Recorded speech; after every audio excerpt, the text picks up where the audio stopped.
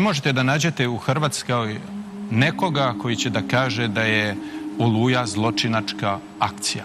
Nećete naći nikoga, da li je liberal, da li je ultranacionalista, da li je demokrata, da nije demokrat, koji će vam reći da su počinili Izvinjam se, tačno. A na strani, kod nas, još uvijek postoje ljudi koji se dvoume jer ne znaju informacije dovoljno. U Srbiji možete da nađete i među vodećim političarima, kao što je Marinika Tepić napisala tweet gde se faktički sprda sa Olujom.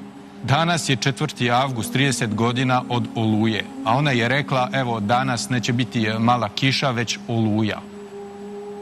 Mislim, to je nešto strašno. Ne možete da nađete ni mladog političara u Hrvatskoj, a kamoli nekog koji pretenduje na najviše funkcije u državi, koji će da kaže nešto tako za Hrvatsku. Mi to imamo, nažalost, u Srbiji. I zato treba da reagujemo. I zato to spominjem sad u vašem programu, jer to je nešto nedopustivo, jer to se odražava i na narod, i na medijsku scenu, i na naše samopouzdanje. Moramo oko nekih stvari da imamo konsenzus.